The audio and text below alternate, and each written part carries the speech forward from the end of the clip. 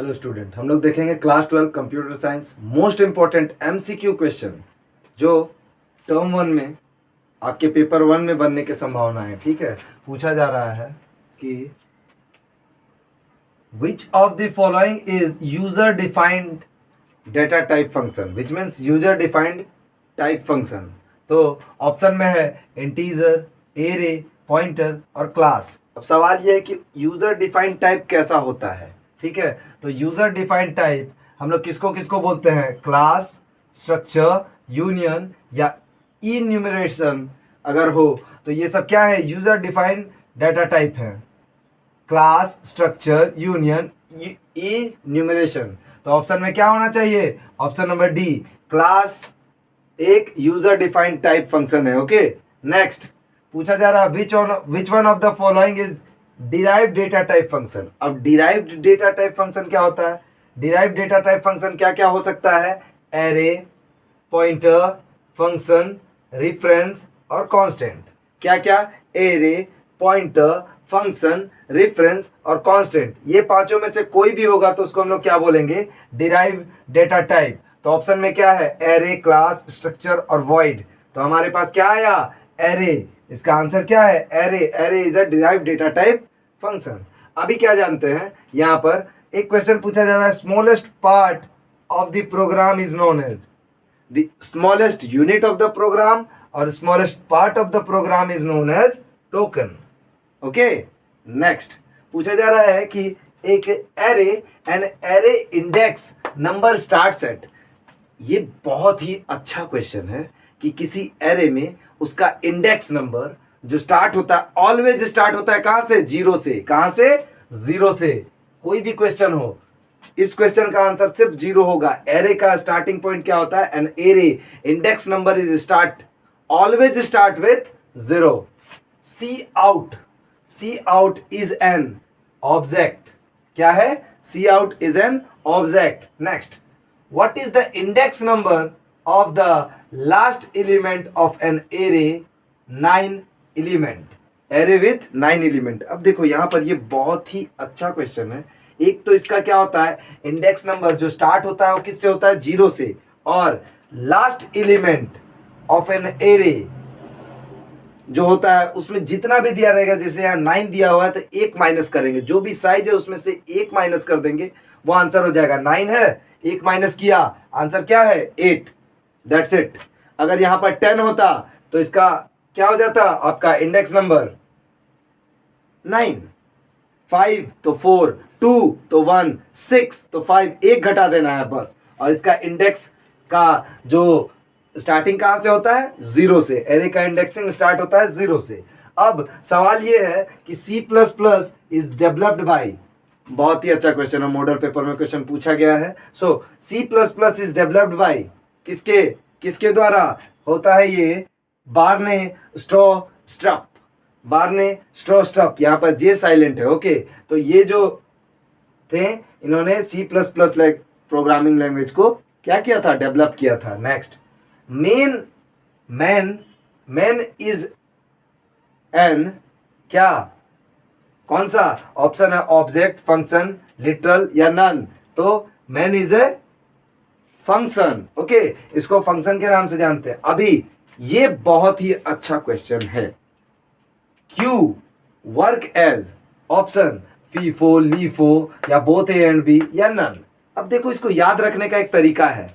Q, हम लोग suppose करो कहीं पे भी जाते हैं तो मान के चलो टिकट जहां हम लोग कटवाते हैं, रेलवे का टिकट हो या कहीं का भी टिकट हो, तो हम लोग क्या करते हैं? क्यू लाइन में लगते हैं। ठीक है, तो उसमें क्या होता है ना, जो पहले लगा होता है उसको पहले टिकट मिलता है, जो लास्ट में लगा होता है उसको लास्ट में टिकट मिलता है। विच मीन्स इसको याद रखने का तरीका है कि queue works on FIFO, first in first out. First in, इसका फुल फॉर्म होता है फर्स्ट इन फर्स्ट आउट। तो queue works as FIFO, first in first out. Okay, next, अब स्टैक आता है। Stack works in LIFO, last in first out, मतलब कि last में इन करेगा, जो भी डाटा लास्ट में इंसर्ट करेंगे हम लोग वो सबसे पहले डिलीट किया जाएगा। इस तरह का कुछ प्रोसेस है। Okay, so stack works as LIFO और queue works as FIFO, which means first in first out. ये last in first out stack. अब सवाल ये क्वेश्चन पूछा गया है stack is fill in the blanks data type data structure. Stack कौन सा डाटा स्ट्रक्चर है? तो स्टैक जो होता है वो लीनियर डाटा स्ट्रक्चर होता है। ओके, अभी कभी कभी क्वेश्चन पूछा जा रहा है कि फीफो फीफो लिख दिया और ABCD में ऑप्शन रहेगा और आंसर ढूंढना है। तो ये क्या है? First in first out. अभी अभी जस्ट हम लोगों ने इस पे बात किया है। नेक्स्ट क्वेश्चन, अगर आपका पूछा जाए LIFO, LIFO, LIFO stands for, अब उसमें भी 4 ऑप्शन देंगे तो ये क्या हो जाएगा? Last in first out. हाँ, तो लास्ट इन फर्स्ट आउट ये रहा लीफो के लिए। अभी कुछ और छोटी छोटी बातें हम लोग जानेंगे। मैं इसे रब कर दूं, आप इसका स्क्रीनशॉट ले लो पहले। ये बहुत ही इंपॉर्टेंट क्वेश्चंस हैं, ठीक है? आप इनका स्क्रीनशॉट ले लो, मैं इसे रब कर दूं और हम लोग कुछ और चीज़ें जानते हैं।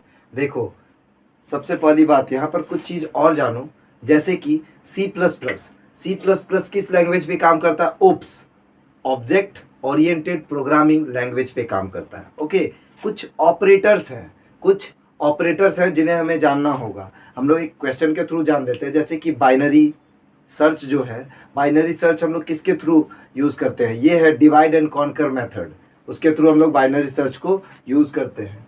मैं एक छोटा सा जगह क्लियर कर लेता हूँ ताकि हम लोग इसे समझ सकें।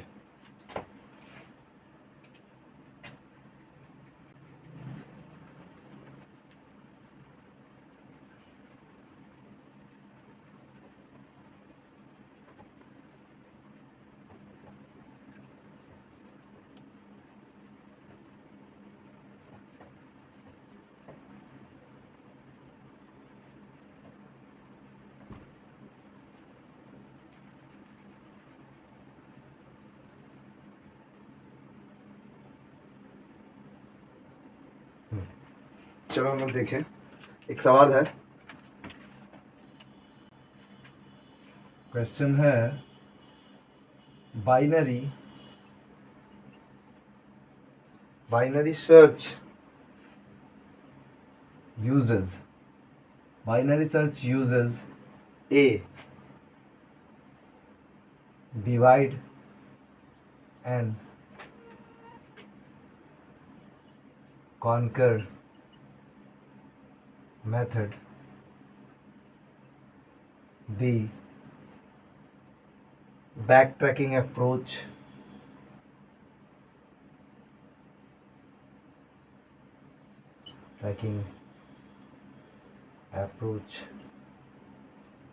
C,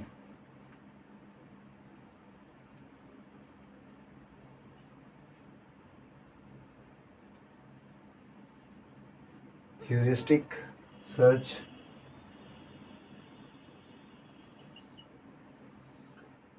या D, greedy approach।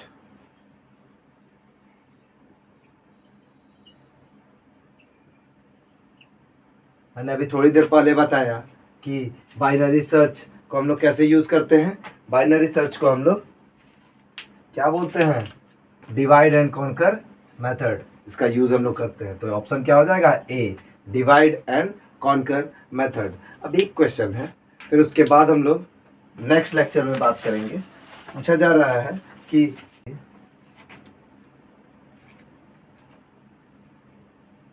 Relational operator, relational operators are a plus minus into divide, या B and or not C,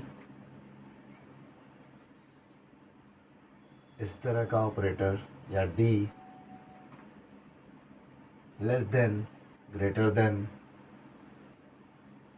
less than equal to, greater than equal to, not equal to, या दो बार इक्वल टू। तो answer क्या होगा इसका? अब सवाल ये है कि रिलेशनल ऑपरेटर के बारे में अगर हम लोग बात करें तो मैं एक छोटा सा टॉपिक लिख दूं जिससे हम लोग इसको क्लियर कर लेंगे, और इससे जुड़े मिनिमम 5 क्वेश्चन के जवाब हम लोग देने वाले हैं यहाँ पर। तो चलो देख लें एक बार मैं क्या लिखने वाला हूँ। एक अरिथमेटिक ऑपरेटर, ए अरिथमेटिक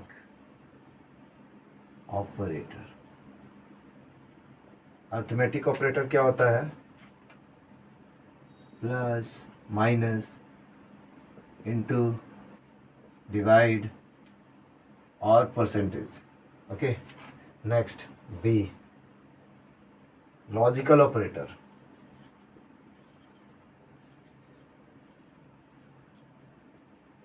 देख लो कल एग्जाम में काम आने वाले हैं ये, क्या पता इसे ना पूछ के इन सभी में से कुछ पूछ दे। एंड फिर से और नॉट गेट, ये रहे logical operator. C conditional operator,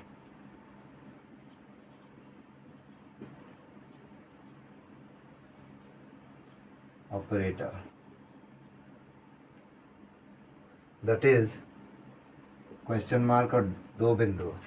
next D scope resolution operator,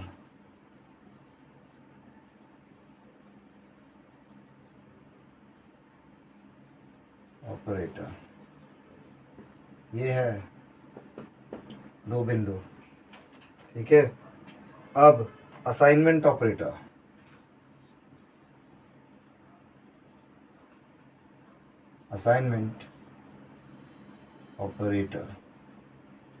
ये कैसा होता है? ये इक्वल टू का साइन होता है। ओके, नेक्स्ट एफ, बोला जा रहा है डिस्ट्रक्टर,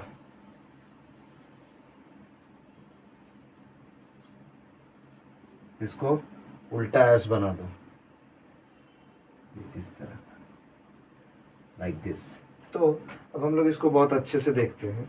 यहाँ पर कंडीशनल ऑपरेटर को हम लोग एक और क्वेश्चन के नाम से जानते हैं, उसको बोलते हैं टर्नरी ऑपरेटर। मेरे ख्याल से वही होना चाहिए, हाँ, टर्नरी ऑपरेटर के नाम से भी हम लोग इसको जानते हैं। ठीक है, इसको हम लोग ये भी बोल सकते हैं टर्नरी ऑपरेटर।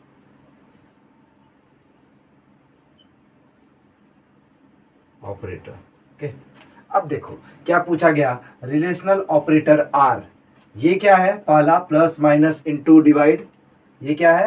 अरिथमेटिक ऑपरेटर, ये तो नहीं होगा। दूसरा ये क्या है? लॉजिकल ऑपरेटर, एंड और नॉट गेट, ये भी नहीं होगा। ये क्या है?